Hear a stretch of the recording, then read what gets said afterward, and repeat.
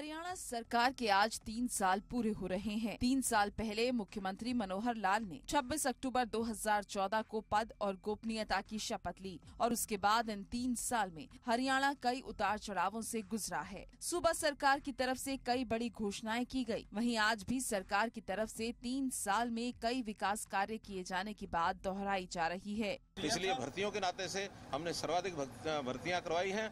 साथ ही जो रोजगार के नाते लगभग 3 लाख लोगों को, चाहे वो मीडियम और स्मॉल स्केल इंडस्ट्री के अंदर लोगों को रोजगार मिला है। 3 लाख के आसपास लोगों को रोजगार उसमें मिल चुका है। आने वाले समय में और एक 2 लाख लोगों को रोजगार दिलाने का ये भी हमने वादा किया। बुधवार को मुख्यमंत्री मनोहर लाल ने विधानसभा सत्र के तीसरे और आखिरी दिन एक सवाल के जवाब में कहा कि सरकार की तरफ से 3 साल में 3,13,000 लोगों को नौकरियां दी जा चुकी हैं और साथ ही बताया कि इन्वेस्टर्स समिट के दौरान 442 MOU हुए थे, जिनमें से 161 MOU पर काम शुरू हो चुका है और इससे 2 लाख से ज्यादा लोगों को रोजगार के अवसर मिलेंगे। वहीं इसके अलावा पानी के मुद्दे पर उन्होंने बताया कि 3 साल में हिसार, भिवानी, दादरी, महेंद्रगढ़ और नारनौल के क्षेत्र में 300 से ज्यादा ऐसी टेलों पर पानी पहुंचाया गया है जहां 30 साल में कभी पानी नहीं पहुंचा।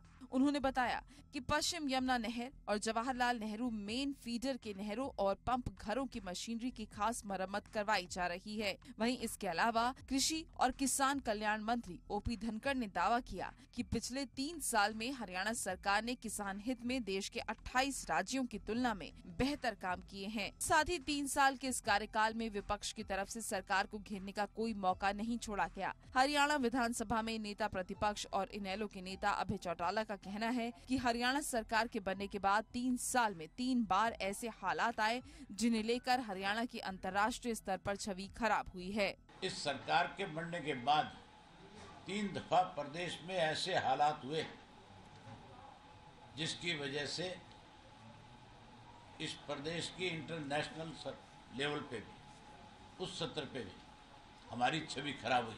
आज कानून व्यवस्था की धज्जियां उड़ी हुई है।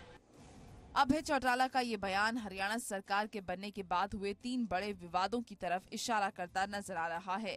पहला विवाद कथित संत रामपाल के सतलोक आश्रम से जुड़ा था, जो हरियाणा में बीजेपी सरकार के बनने के लगभग तुरंत बाद हुआ था, जिसमें सतलोक आश्रम में बड़ी तादाद में लोगों को बंधक बनाए जाने का मामला सामने आया था। वहीं दूसरा विवाद फरवरी 2016 में जाट आरक्षण को लेकर हुई हिंसा का है, जहां जाट समुदाय की तरफ से आरक्षण को लेकर किए जा रहे आंदोलन के हिंसक होने के बाद हरियाणा को जानमाल का भारी नुकसान हुआ था।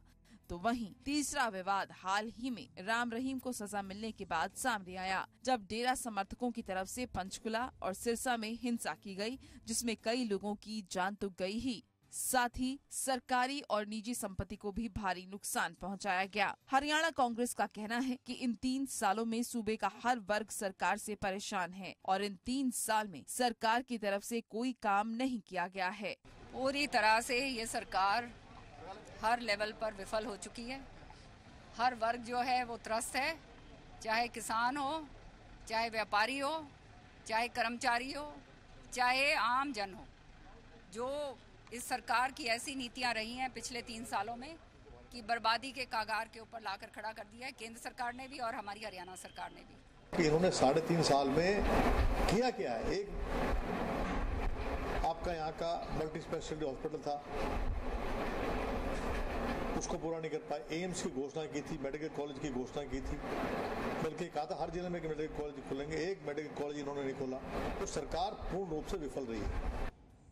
हरियाणा सरकार के 3 साल पूरे हो गए हैं। इस बीच विकास कार्यों के दावे किए गए, लेकिन 3 बड़े हिंसक दंगों से हरियाणा को बड़े आर्थिक नुकसान से गुजरना पड़ा। बहरहाल सरकार के सामने इस कार्यकाल के आगे 2 साल और हैं, जिसके बाद जनता को फैसला करना है कि वो सूबा सरकार के दावों से संतुष्ट है या असंतुष्ट।